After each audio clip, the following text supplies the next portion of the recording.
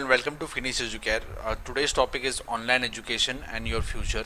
So basically इस video में हम बात करेंगे कि ऑनलाइन एजुकेशन के वजह से आपके फ्यूचर के ऊपर या आपका जो फर्दर करियर होने वाला है उसके ऊपर क्या इम्पैक्ट हो सकता है या क्या इम्पैक्ट होने वाला है, उसके बारे में हम डिटेल में बात करेंगे। सबसे पहला ऑनलाइन एजुकेशन का कुछ पॉजिटिव साइड है, उसके बारे में देखते हैं कि ऑनलाइन एजुकेशन की वजह से कुछ अच्छी चीज़ें हो रही है।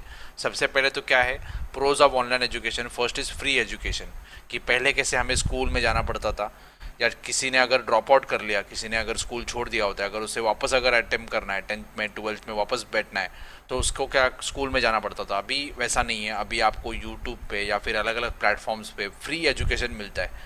कोई भी पैसा देने का ज़रूरत नहीं है, सिर्फ आपको इंटरनेट का चार्ज देना है और आप फ्री में एजुकेशन ले सकते हो। ये ऑनलाइन एजुकेशन की वजह से पॉसिबल हो गया है।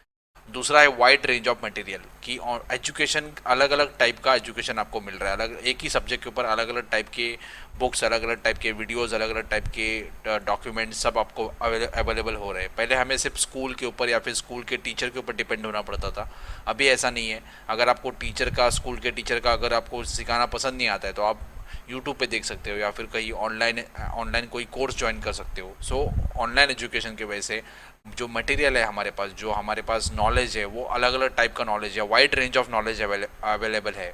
ठीक है। Freedom to study at your own convenience, कि अपने ओन कन्वीनियंस पे आप पढ़ाई कर सकते हो। जब भी आपके पास टाइम है, जब भी आपको मन करता है तभी आप पढ़ाई कर सकते हो। पहले ऐसा नहीं था, पहले स्कूल में जाना पड़ता था या फिर क्लासेस में जाना पड़ता था। अभी ऐसा नहीं है, आप वीडियोस को रिकॉर्ड कर सकते हो, आप डाउनलोड कर सकते हो और जब भी आपको मन करता है तभी आप पढ़ सकते हो। ये ऑनलाइन एजुकेशन के कुछ पॉजिटिव साइड्स है, पॉजिटिव चीज़ें हैं ऑनलाइन एजुकेशन की वजह से। अभी ये क्यों वीडियो बना रहा हूँ, इसका मेन इंटेंशन क्या है कि ऑनलाइन एजुकेशन जो 2 साल में हम ऑनलाइन पढ़ रहे हैं उसका इम्पैक्ट आपके फ्यूचर पे क्या होने वाला है। बहुत सारे बच्चों को मैंने देखा है कि ऑनलाइन एजुकेशन जब से चालू हुआ है तब से वो सीरियस नहीं है। उनको लगता है कि पास हो जाएंगे, अभी स्कूल में या बोर्ड ने पास कर दिया है तो वो फिक्र नहीं कर रहे, पढ़ाई का कुछ फिक्र नहीं है उनको। इसका इम्पैक्ट उनको फ्यूचर में होने वाला है, इसका प्रॉब्लम उनको फ्यूचर में वो फेस करने वाले हैं। ठीक है। जो उनका आज का मेंटालिटी है वो आज तो पास हो जाएंगे लेकिन फ्यूचर में उनको बहुत प्रॉब्लम्स फेस करने पड़ेंगे। इसके ऊपर वीडियो बनाने का यही रीज़न है कि ये टॉपिक के ऊपर वीडियो बनाने का यही रीज़न है कि वो जो प्रॉब्लम वो फेस कर रहे हैं वो बताना उनको कि क्या प्रॉब्लम उनको आ सकते हैं और कैसे वो उसको ओवरकम कर सकते हैं। ठीक है। Second is negative side of online education. अभी ऑनलाइन एजुकेशन आपको पता है कि आप जो सिटीज़ में रहते हो, आपके पास अगर इंटरनेट है अच्छा, आपके पास अच्छा स्मार्टफोन है, तो उन बच्चों के लिए ऑनलाइन एजुकेशन अच्छा है क्योंकि वो घर में बैठ के पढ़ाई कर सकते हैं। ठीक है। तो लेकिन जो गांव में बच्चे रहते हैं, बहुत सारे बच्चों के पास गांव में मोबाइल फ़ोन है, बहुत सारे पेरेंट्स के पास मोबाइल फ़ोन है लेकिन अच्छा नेटवर्क नहीं है। जो रिमोट एरियाज़ में रहते हैं उनके पास नेटवर्क नहीं है। अब मेरे ही गांव की बात करोगे तो मेरे गांव में नेटवर्क नहीं आता है, 4G नेटवर्क नहीं आता है, तो कहीं दूर जाना पड़ता है। तो बच्चे क्या करते हैं, कहीं दूर जाते हैं जहाँ नेटवर्क आता है वहाँ पढ़ाई करते हैं, तो बहुत सारे प्रॉब्लम्स उनको फेस करने पड़ रहे हैं। तो डिजिटल डिवाइड क्या है कि डिवाइड है हमारे सोसाइटी में, एक डिवीज़न है कि कुछ लोग हैं जिनके पास एक्सेसिबिलिटी है, जिनके पास एक्सेस है इंटरनेट का, मोबाइल फ़ोन का, स्मार्टफोन का, टेक्नोलॉजी का, और कुछ लोग हैं जिनके पास टेक्नोलॉजी का एक्सेस नहीं है। तो ये बहुत बड़ा इम्पैक्ट होने वाला है कि कुछ बच्चों के पास सब अवेलेबल हो रहा है, एजुकेशन मिल रहा है, कुछ बच्चों को कुछ नहीं मिल रहा है। दूसरा शॉर्ट अटेंशन स्पैन, कि ऑनलाइन की वजह से क्या हो रहा है, हमारा जो अटेंशन है, हम लोग जो भी चीज़ मन लगा के कुछ पढ़ते हैं या कुछ करते हैं तो उसका अटेंशन होता है कि कुछ टाइम देते हैं हम, वो अटेंशन टाइम हमारा घट रहा है। आपको पता होगा कि पहले हम यूट्यूब पे वीडियोस देखते थे, लेकिन आज अगर बात करोगे तो आप टिकटॉक तो बैन हो गया, लेकिन टिकटॉक जब से आया था तो क्या हो रहा था कि लोग कम टाइम के वीडियोस देखने लग गए थे। तो अभी आप इंस्टाग्राम पे अगर जाओगे तो 30 सेकेंड्स के आपको रील्स मिलते हैं या 15 सेकेंड्स के रील्स मिलते हैं, वो भी हम पूरे नहीं देखते, 1-2 सेकेंड के बाद चेंज कर देते। इसका ही इम्पैक्ट हमारे अटेंशन स्पैन, इसको बोलते हैं अटेंशन स्पैन, कितना टाइम हम अटेंशन से एक चीज़ देखते हैं या एक चीज़ पढ़ते हैं, उसका ही इम्पैक्ट आपके एजुकेशन पे होता है कि आपको मन नहीं लगता है पढ़ाई करने का। इसका रीज़न यही है कि आपका अटेंशन स्पैन कम हो रहा है। इसको आपको इम्प्रूव करना पड़ेगा, आपको मेडिटेशन करना पड़ेगा, योगा करना पड़ेगा, इससे आपका अटेंशन स्पैन इम्प्रूव हो सकता है। अगर अटेंशन स्पैन आपका कम हुआ तो आप फ्यूचर में पढ़ाई करने के लिए, जो भी आपको मन लगा के पढ़ाई करने के लिए एक जगह बैठना पड़ता है, वो आप नहीं कर पाओगे। तो ये टेक्नोलॉजी का ड्रॉबैक है कि आपका अटेंशन स्पैन कम हो रहा है, ज़्यादा करके सोशल मीडिया का। इसके वजह से क्या हो रहा है, lack of interest in studies. Studies क्या होता है कि कोई चीज़ पढ़ने के लिए हमें बैठना पड़ता है, सीखना पड़ता है, वो ही हम नहीं कर रहे क्योंकि हमारा अटेंशन स्पैन कम हो गया है। दूसरा है कि सोशल मीडिया।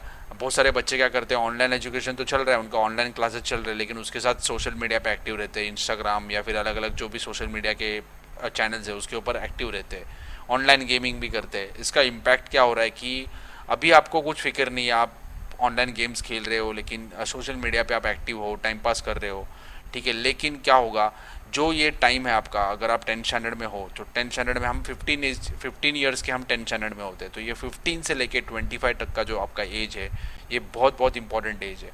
एकेडमिकली बात करोगे तो जो भी आपका स्टडीज़ होगा वो इसी एज में ज़्यादा करके आपका स्टडीज़ होगा, जो आपका 10th का एजुकेशन होगा या फिर 12th का एजुकेशन होगा, और 12th के बाद का जो आपका डिग्री होगा, ये सब इस 15 टू 25 या 27 के एज में होता है। सो इस 10 साल में अगर आपने मन लगा के अच्छे से पढ़ाई किया, या आपका जो भी गोल आपने डिसाइड किया उसको अचीव करने का कोशिश किया, तो क्या होगा, आपका जो आगे का लाइफ है वो इजी हो जाएगा।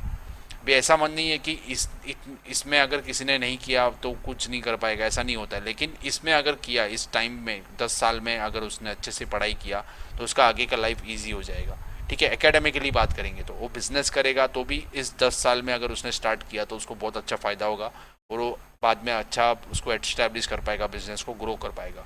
सो ये बहुत इंपॉर्टेंट है। तो इसमें आप क्या कर रहे हो, बहुत सारे बच्चे क्या कर रहे हैं, ये जो इम्पोर्टेंट टाइम है इसमें आप सोशल मीडिया पे वेस्ट कर रहे हो या फिर ऑनलाइन गेमिंग इसमें वेस्ट कर रहे हो। तो क्या होगा, आप जब भी इसमें से बाहर निकलोगे, आपको जब भी एहसास होगा कि ये सोशल मीडिया और ऑनलाइन गेम्स के वजह से मेरे, या फिर ऑनलाइन या ऑफलाइन गेम जो भी है उसके वजह से मुझे प्रॉब्लम्स फेस हो रहे हैं, तब तक आपका टाइम निकल चुका होगा। तो उसके बाद क्या होगा, आपको अगर तभी बाउंस बैक करना है, वापस आना है, तो आपको बहुत ज़्यादा मेहनत करना पड़ेगा, और तभी आपका एज भी ज़्यादा हो गया होगा। तो इसके वजह से क्या है कि ये सोशल मीडिया और ऑनलाइन गेमिंग है, इसमें जितना कम टाइम है उतना कम टाइम दो, ठीक है। लैक ऑफ प्रैक्टिकल नॉलेज, कि हम ऑनलाइन पढ़ रहे हैं लेकिन हमारे पास कुछ प्रैक्टिकल नॉलेज नहीं है, कुछ हमें ऐसे पढ़ रहे हैं, कुछ समझ में नहीं आ रहा है, कुछ नहीं आ रहा है, उसको प्रैक्टिकली इम्प्लीमेंट नहीं कर पा रहे कुछ। मतलब हम सपोज हम कुछ साइंस का एक्सपेरिमेंट सीखते ऑनलाइन में, लेकिन उसको खुद नहीं कर पाते, क्योंकि क्या है, प्रैक्टिकली हमारे पास कुछ नॉलेज नहीं है, ठीक है। या इंजीनियरिंग में अगर कोई पढ़ रहा है तो उसको प्रैक्टिकली कुछ नहीं करने आ रहा है, सिर्फ वो सीख रहा है, उसको खुद बनाने या कुछ कुछ करने के लिए कुछ नहीं आता है। तो lack of practical knowledge. No personality development. बहुत सारे बच्चे आज घर में हैं तो उनका इंटरेक्शन बहुत कम हो गया है, फ्रेंड्स के साथ इंटरेक्शन कम हो गया है। जब भी आप स्कूल में जाते हैं तो स्कूल में हमारा ओवरऑल डेवलपमेंट होता है, हमारे फ्रेंड्स भी स्कूल में बनते हैं या कॉलेज में बनते हैं। जब भी आप मिल के पढ़ाई करते हो, जब भी 50 लोग मिल के पढ़ाई करते हैं, तो कलेक्टिवली हम पढ़ रहे हैं, एक दूसरे के साथ इंटरेक्ट कर रहे हैं, ये स्कूल के वजह से पॉसिबल होता है, ठीक है। तो पर्सनालिटी हमारी डेवलप होती है।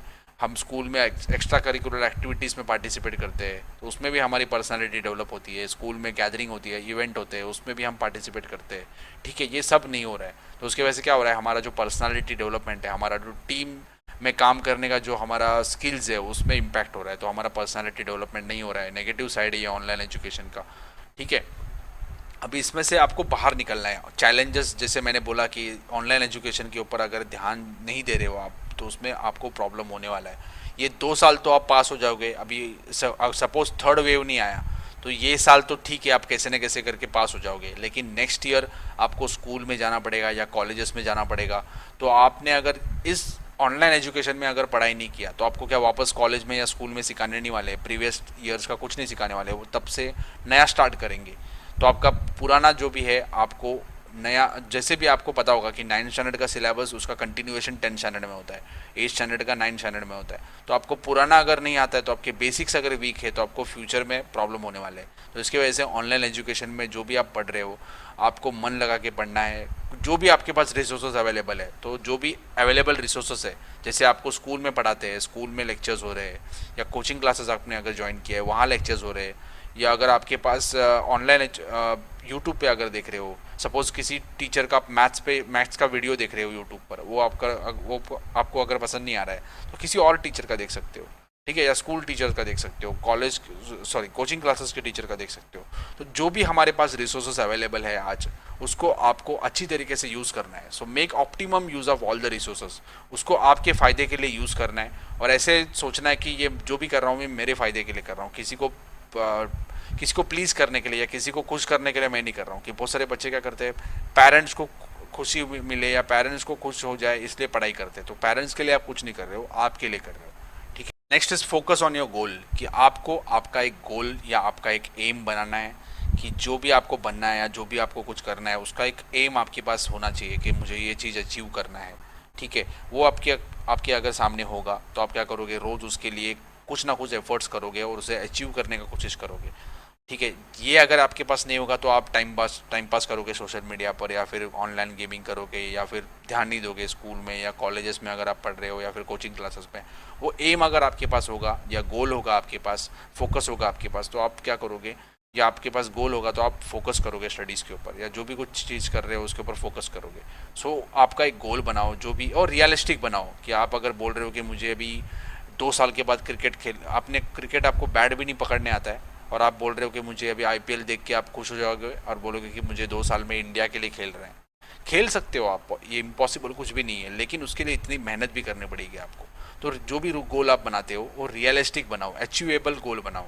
ठीक है, सो उस गोल को अचीव करने के लिए आपके स्टडीज़ को प्लान करो। प्लान करना बहुत इंपॉर्टेंट है। मैंने बहुत सारे वीडियोस बनाए हैं जिसके जिसके बारे में मैंने बताया, जिसके अंदर मैंने बताया कि कैसे आपको आपका दिन प्लान करना है या फिर आपका टाइम टेबल कैसे बनाना है। तो प्लानिंग करके आपका स्टडीज़ करो। प्लान अगर आपके पास रेडी होगा तो आप उस प्लान को इम्प्लीमेंट करोगे तो आपका जो गोल है वो अचीव कर पाओगे। So it is very very important to plan your studies को प्लान करो और प्लान के हिसाब से फॉलो करो। देखो प्लान के हिसाब से आपका जो भी एडवांसमेंट है वो सही से हो रहा है कि नहीं। अगर नहीं हो रहा है तो आपके प्लान को थोड़ा मॉडिफाई करो, चेंज करो।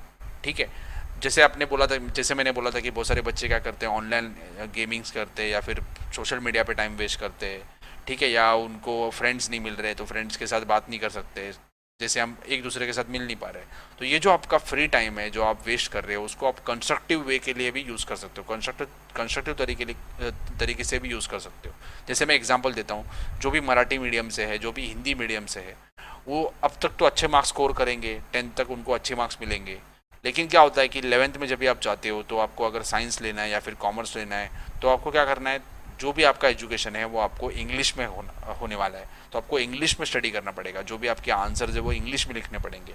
सो बहुत सारे बच्चों को उसका प्रॉब्लम होता है कि वो मराठी में अच्छे से लिख पाते हैं, मराठी में अपने आप आंसर्स अच्छे से लिख पाते हैं, लेकिन इंग्लिश में नहीं लिख पाते क्योंकि उनका इंग्लिश वीक होता है। तो ये जो आपके पास टाइम मिल रहा है ये आप कंस्ट्रक्टिव वे के लिए, मतलब इंग्लिश उसको इम्प्रूव करने के लिए यूज़ कर सकते हो। आपके कुछ हॉबीज़ है उसमें यूज़ कर सकते हो, हॉबीज़ को फॉलो कर सकते हो। ठीक है, जो भी आपको चीज़ पसंद है, डांस है, म्यूज़िक है, सिंगिंग है, जो भी है उसमें यूज़ कर सकते हो। तो उसमें क्या होगा, आपका डेवलपमेंट भी होगा, आपको रिलीफ भी मिलेगा, आपका जो भी स्ट्रेस है, जो भी प्रॉब्लम्स है उसमें से आपको छुटकारा भी मिलेगा। ठीक है, सो ये सब चीज़ आपको करना है, तो उसमें क्या होगा कि आपका ओवरऑल डेवलपमेंट भी होगा और आपके स्टडीज़ भी आप निगलेक्ट नहीं कर पाओगे। ठीक है, स्टडीज़ निगलेक्ट नहीं करोगे तो क्या होगा, जो भी आपका स्कूल स्टार्ट होगा या कॉलेज स्टार्ट होगा तो आप ऑन ट्रैक रहोगे, आपके पास जो बेसिक्स है आपके वो पक्के रहेंगे और जब भी स्कूल में सिखाएंगे तो आपको समझ में आएगा। ठीक है, last is compete with your self. Competition आपके खुद के साथ होना चाहिए, आपको खुद को रोज़ रोज़ इम्प्रूव करना है। किसी के साथ कंपटीशन मत करो कि ये मेरा कजिन है या फिर मेरा भाई है या फिर मेरा फ्रेंड है उससे आगे मुझे जाना है, ऐसा मत करो। या पेरेंट्स भी बहुत सारे करते हैं कि कंपैरिजन करते हैं बच्चों का, कि ये इसके बच्चों से सीखो, इसके बच्चे से सीखो। ये सब कंपैरिजन करना गलत है। तो आपको खुद से कम्पीट करना है, खुद को इम्प्रूव करना है। जितना आप खुद को इम्प्रूव करोगे, खुद के बारे में सोचोगे, उतना आपको आपके जो कमियां हैं, आपके जो प्रॉब्लम्स है वो आपको समझ में आएगी और उस प्रॉब्लम्स को आप ओवरकम कर पाओगे। So it is very very important to compete with yourself. Compete करो, अपने आप से कम्पीट करो। कॉम्पिटिशन अपने आप से होना चाहिए, मतलब आपको रोज़ रोज़ अपने आप को इम्प्रूव करना है। ओके, तो ऑनलाइन एजुकेशन की वजह से जैसे हमने देखा कि कुछ प्रॉब्लम्स भी है, कुछ अच्छी चीज़ें भी है। तो जो भी कुछ है वो आपको अपने फ़ायदे के लिए यूज़ करना है। ठीक है, जब भी स्कूल स्टार्ट होगा तो आप रेडी होना चाहिए, प्रिपेयर्ड होना चाहिए। तो अगर आप सोच रहे हो कि चलो मैं लास्ट ईयर जैसे इस साल भी पास हो जाऊंगा, तो हो जाओगे आप पास, लेकिन फ्यूचर में आपको प्रॉब्लम होने वाला है, ये गारंटीड है। जो भी बच्चे अभी स्टडीज़ नहीं कर रहे हैं, जो पढ़ाई नहीं कर रहे हैं, जब भी स्कूल स्टार्ट होगा, जब भी कॉलेज स्टार्ट होगा, तो क्या होगा कि आपका बेसिक्स वीक रहेगा, आपका बेसिक्स कुछ भी नहीं आपको आएगा। तो आप जब भी स्टार्ट करोगे तो आपको बहुत सारे एफर्ट्स लेने पड़ेंगे, तभी तो आप पास नहीं हो पाओगे। अभी बहुत सारे बच्चे कॉपी करके या ऑनलाइन एग्जाम्स में पास हो जाते हैं, या अभी तो ऑनलाइन एग्जाम्स भी नहीं होती है तो सीधा पास कर देते हैं, प्रमोट कर देते हैं। तो आप सोचो कि जो जो लोग पास हुए हैं उनके पास अगर नॉलेज नहीं है, उनको अगर नहीं आता है कुछ, तो आगे कैसे वो सर्वाइव कर पाएंगे। तो it is very very important to update yourself और to keep studying. Okay, if you are not studying, then you will face the problems in future. If you are studying, then your future will be very good. Okay, I hope this video will be helpful. If you have understood, please share this video with your friends and please subscribe for more videos. Thank you for watching.